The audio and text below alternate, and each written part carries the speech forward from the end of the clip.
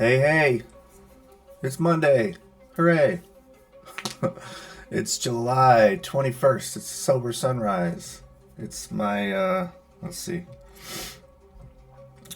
1215th consecutive sober sunrise. And it's like the 40th or so consecutive sober sunrise video. I'm sorry, my allergies are a mess. I'm probably going to sneeze 100 times during this video. I apologize. Can't help it.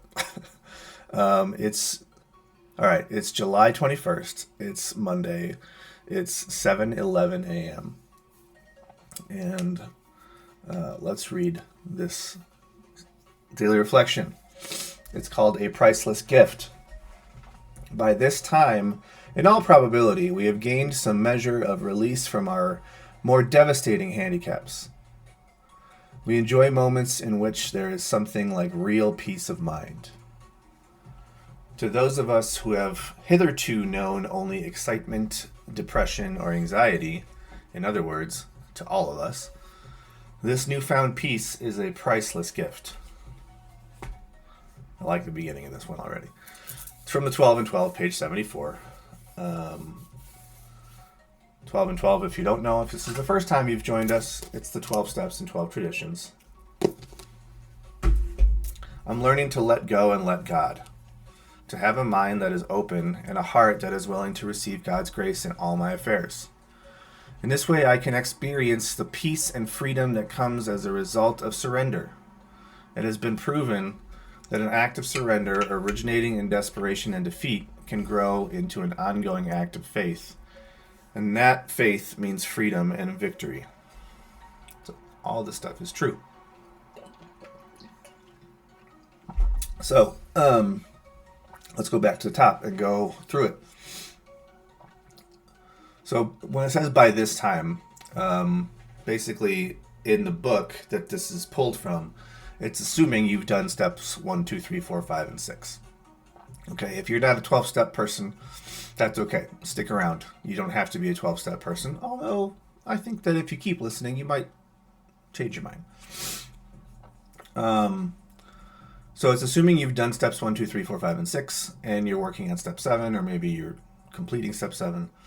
So that's why it says by this time.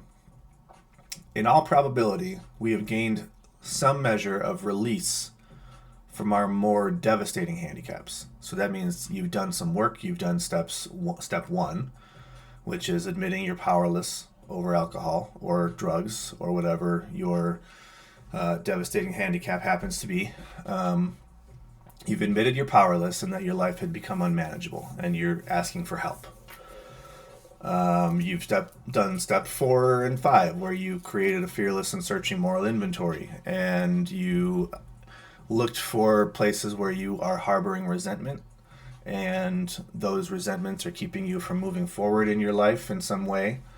And you've worked with a sponsor or a trusted friend or someone who's done this before to understand what role you played in those situations that caused the resentment. And oftentimes the goal of that is to understand that these resentments that we have towards others and towards institutions and all kinds of things, we play some part in that. We are not innocent bystanders that are just, the victims. Okay. Oftentimes we instigated whatever happened to cause that resentment.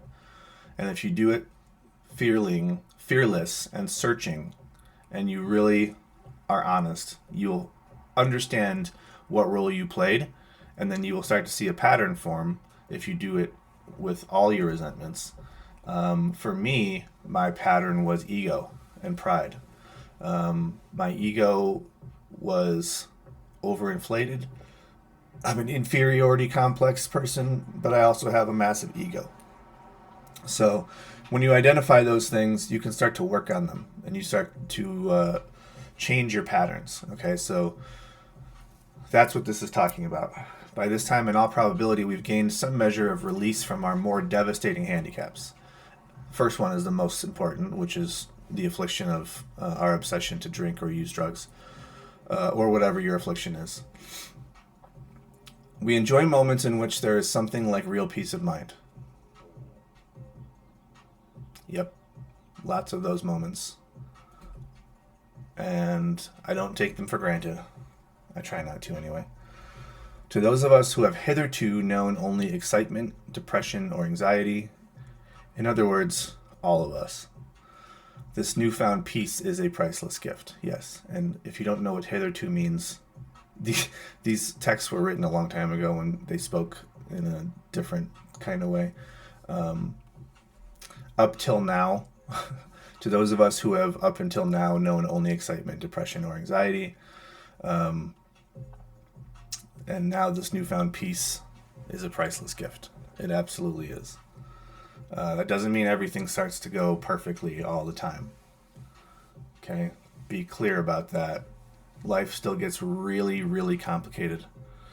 I had to have I didn't have to. I chose to have a very it wasn't unpleasant. I chose to have a very awkward and uncomfortable conversation with the mother of my son, aka my ex-wife, aka the person I still consider to be my best friend in the world. I had to have a very uncomfortable conversation with her yesterday. Just more examples of how you do all this work and it doesn't mean that life suddenly becomes all rainbows and puppies. Conversation was fine. It was just uncomfortable. And that's just the way life is. But if you do this work, you have tools to deal with the uncomfortability that life will throw at you. So do the work. You will be a more well-rounded person, and you will be able to deal with the ups and the downs in life. And you won't have to turn back to the things like drugs and alcohol that got us here in the first place. This newfound peace is a priceless gift. It is priceless. I wouldn't trade my peace for all the money. If it meant I could have all the money in the world, but I would have to be afflicted by the depression and guilt and shame and the hopelessness that I was feeling during my relapse, I would take my life today over that 100 out of 100 times. And then the writer says, I'm learning to let go and let God. What does that mean? I mean, stop trying to control everything and turn your life over to your higher power.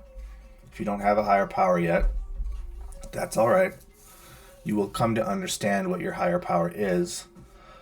For now, focus on a higher power being something that is more powerful than you. It can be the universe, it can be the ocean, it can be weather, it can, something that's more powerful than you are. It can be a group of people. So the group of people that maybe you go to your meeting with, that group of people together is more powerful than you are by yourself. So your higher power can be any number of things until you understand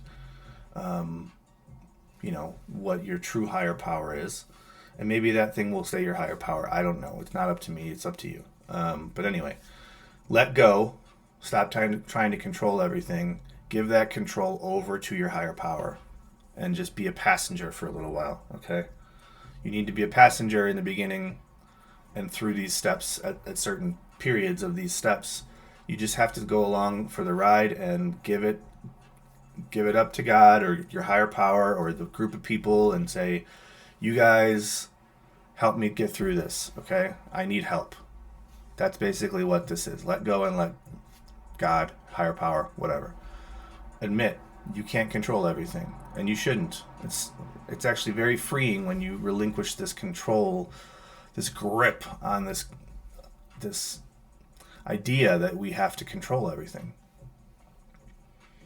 I'm learning to let go and let God, to have a mind that is open. Oof, I love that. An open mind will take you places you never thought you could get to, believe me. And a heart that is willing to receive God's grace in all my affairs. Okay, and again, I've said this a million times in my videos. I don't believe in God. I believe in a higher power. So don't let the word God throw you off, and don't let the word God keep you from doing this because it doesn't mean, it's just a word. I've said this before. God can be God, group of drunks, the higher power, the group of people that you go to, that are at the meeting you go to. Don't get tripped up by that. Willing to receive my higher power's grace in all my affairs. Willing to receive it, okay? You have to have an open mind and an open heart, and that you're willing to receive. It seems simple, but it can be tricky sometimes, being willing to receive. Because we might not get what we were expecting, or what we wanted, what we thought we wanted. We might get something different, and we're like, oh, that's not what I was hoping for, right? And then you don't want it, but it's what you need.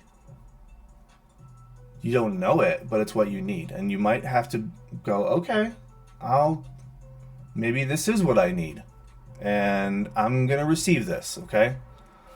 With all my heart, I'm going to receive this gift. But it can be tricky sometimes. In this way, I can experience the peace and freedom that come as a result of surrender. Yeah, that's surrendering to the fact that you're powerless over drugs and alcohol. Surrender to the fact that you can't control everything, and surrender to the fact that you shouldn't control everything. You shouldn't. None of us should. No one should. But it's talking about experiencing the peace and freedom. I mean, that's what we're all here for, right? That's what we're here for. That's what I'm here for. It has been proven that an act of surrender, originating in desperation and defeat, when you are at your lowest low and you surrender and you say, I give up. I'm letting go of control. I need help. That act of surrender has been proven to grow into an ongoing act of faith, and that faith means freedom and victory. That doesn't always mean faith in a God, okay? So, again, don't get tripped up if you are one of those people who is anti-God and anti-religion. Nothing wrong with that. But don't let that be the reason that you don't do this work.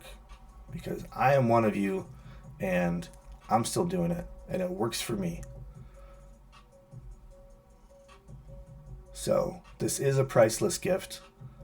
This newfound peace is a priceless gift, but it doesn't come easy. You have to do some work. You have to have an open mind. You have to be willing to receive what the universe or your higher power or the group of drunks, you have to be willing to receive what they offer. And sometimes truth hurts, and sometimes you have to get real uncomfortable. But that is part of this process. And if you do it, and if you stop letting fear run your life, you will find this newfound peace, which is going to be amazing. And your life will start getting better a little bit at a time. And who knows where you'll find yourself a year from now, 5 years from now. I didn't think 3 years and 3 months and almost 4 months. On the 24th, it'll be 4 months. So 3 years and 4 months on the 24th. I didn't think 3 years and 4 months ago that I'd be sitting here doing YouTube videos every single morning, reading the Daily Reflection. That was not on my radar. And here I am. And it helps me to get through my day, to start with this. So who knows where you'll be, but you have to do some work to get there. It's kind of exciting to know that, like, I don't know where I'm going to be in another 3 years and 4 months. Who knows? It's exciting, though. I don't have everything figured out. I'm not in control of everything. I have goals and all that stuff, but you never know what the universe is going to throw my way. All right, I got to get going. If you like this video, please hit the thumbs up. I really appreciate the likes because it helps the algorithm on YouTube understand that people should be watching the video, and maybe we'll be able to reach more people who need to hear these messages. Also, please subscribe to the channel. That also helps the algorithm. And then finally, if you know someone who would benefit from these messages, share the video and share the channel with that person. You could be helping to save their life. And yeah, please do those things. Like, subscribe, and share. And finally, to whoever is watching this, whoever you are, wherever you are, whenever you're listening to this, I want you to know that you are enough, and you can do this, and you are loved. I love you, and you can do this.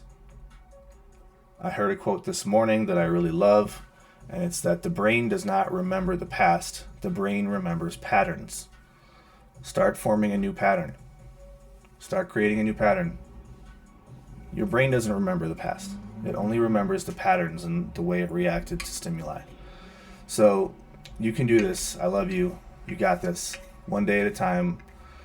Just do the best you can today, and that'll be a win. Okay? Just get through today doing the best you can, and come back tomorrow. Love you all. I hope you have a great day. See you tomorrow. Bye.